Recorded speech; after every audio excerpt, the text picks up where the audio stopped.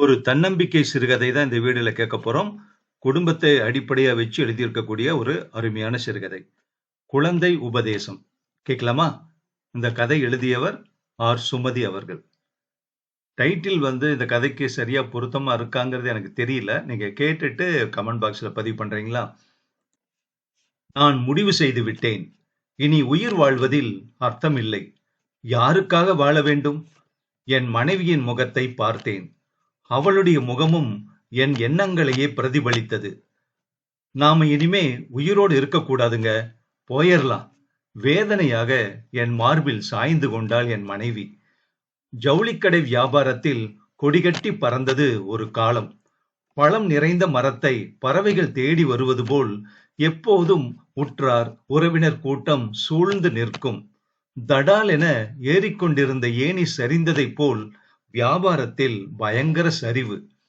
எப்படியோ முயன்றும் கடன்களை மட்டுமே அடைக்க முடிந்தது. இருந்ததை பிரித்துக் கொள்ள தெரிந்த பிள்ளைகளுக்கு வெறும் கையோடு நிற்கும் எங்களை வைத்து கஞ்சி ஊற்ற மனமில்லை. இதன் பிறகும் வாழ்வதில் என்ன அர்த்தம் இருக்கிறது? இந்த நன்றி கெட்ட நாய்களின் கையில் எங்கள் பிணம் கூட கிடைக்க கூடாது. கை செலவுக்கு மட்டுமே இருந்த பணத்தை எடுத்துக்கொண்டு வாழ்க்கை பாதைக்கு துணையாக வந்தவளை மரண பாதையில் அழைத்துச் சென்றேன். ஊரை விட்டு தள்ளி இருந்த ஹோட்டல் ஒன்றில் அறை ஒன்றை எடுத்தேன். ஒரு நாள் பொழுதை நன்றாக சாப்பிட்டு நிறைய பேசி சந்தோஷமாக கழித்துவிட்டு இணையாக பிரிந்து விட வேண்டும். என் மடியில் தலை வைத்து கண்ணீர் வடித்துக் கொண்டிருந்த என் மனைவியின் நரையோடிய கூந்தலை மெல்ல தடவினேன். சாவிலும் உடன் வரும் தைரியம் யாருக்கு வரும்? பெருமையாக அவளை அணைத்துக் கொண்டேன். அதே சமயம் கதவு தட்டப்பட்டது. திறந்தேன். ஹோட்டலின் சிப்பந்தி நின்று கொண்டிருந்தான். இல்லை, நின்று கொண்டிருந்தார்.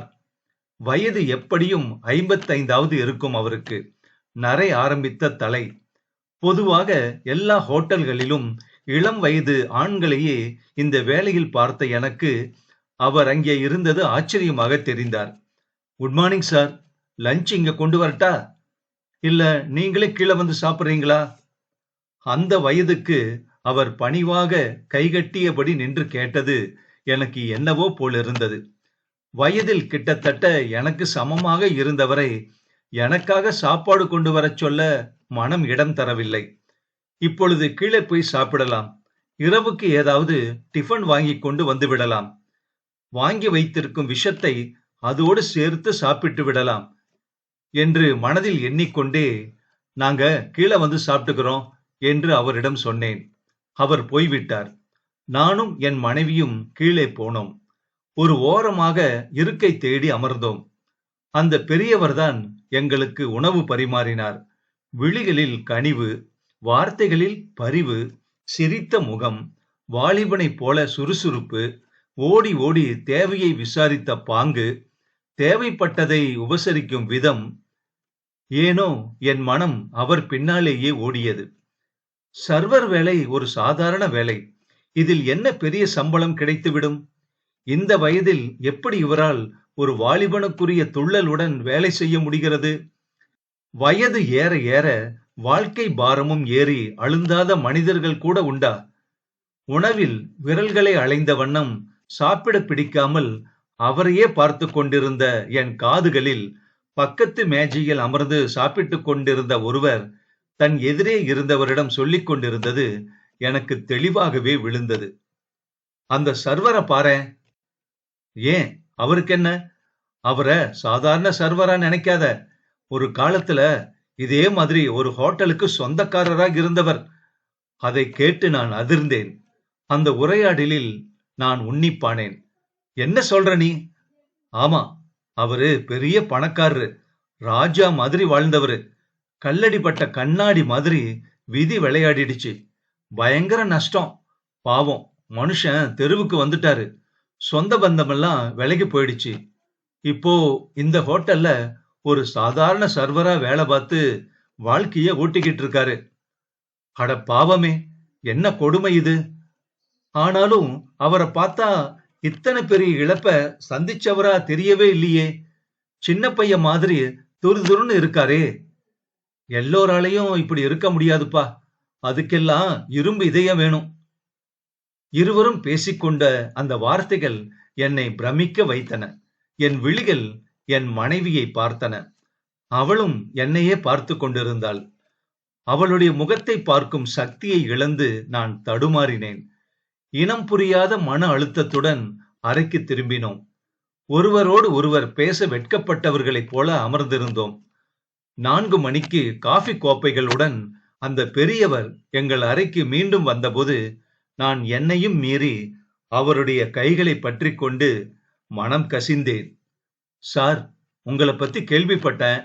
எப்படி ஒரு ஹோட்டலுக்கு சொந்தக்காரரா வாழ்ந்துட்டு இப்ப ஒரு ஹோட்டல்ல சர்வரா வேலை செய்ய முடியுது? அதை கேட்டு அவர் சிரித்தார். பணத்தை தானே இழந்தேன், தன்னம்பிக்கை இழக்கலையே. நாம பிறக்கிற போது ஆண்டவன் நம்ம கையில ரூபாய் தாளை கொடுத்து அனுப்புறதில்ல, தன்னம்பிக்கைய கொடுத்து அனுப்புறான். அவன் தந்த தன்னம்பிக்கையாலதான் மல்லாந்து கிடக்கிற நாம குப்புற விழறோம். கைய ஊனி மண்டி போட்டு நடக்கிறோம். விழுந்து விழுந்தாலும் எழுந்து நடக்கிறோம். அறிவு வளராத பருவத்துல எத்தனை தடவை விழுந்தாலும் எழத் தெரிஞ்ச நாம வளர்ந்த பின்னாடி விழுந்தா எழாம போனா எப்படி? பரமஹம்சர் அழகா ஒரு விளக்கம் தருவாரு. 12 வருஷம் மழை பெய்யலன்னாலும் மனசு தளராம கையில விதைய வச்சுக்கிட்டு மழை வராம எங்க போயிடும்னு நம்பிக்கையோட விவசாயி காத்துக்கிட்டு இருப்பான். ஒரு மனுஷனும் விவசாயி மாதிரி தான் வாழணும்னு சொல்லுவாரு. நானும் நம்பிக்கைங்கிற விதைய கையில வச்சிருக்கேன். அதுதான் இந்த சர்வர் வேலை. தொலைச்ச இடத்துல தானே தேட முடியும். அதான் வேற வேலைக்கு போகாம சர்வர் வேலைக்கே வந்தேன். மறுபடியும் என்னால ஒரு ஹோட்டலுக்கு சொந்தக்காரனா வர முடியும். வரணுங்கிற வெறி ஓடி ஓடி சர்வ் பண்ணும்போது எனக்குள்ள வருது சார். அவர் சொல்ல சொல்ல எனக்கு அவமானமும் வெட்கமும் சூழ்ந்தாலும் அதையெல்லாம் மீறிக்கொண்டு ஏதோ ஒரு உத்வேகம் பீரிட்டு கொண்டு வந்தது. உற்சாகம் பொங்க என் மனைவியை அணைத்துக் கொண்டேன். அந்த அணைப்பில் புது வாழ்வுக்கான தெம்பை இருவருமே உணர்ந்தோம். சிறுகதை முற்றும். இந்த கதை மார்ச் 2007 வெளியான சிறுகதை. இந்த கதை சம்பந்தப்பட்ட உங்க கருத்தை பதிவு பண்ணுங்க.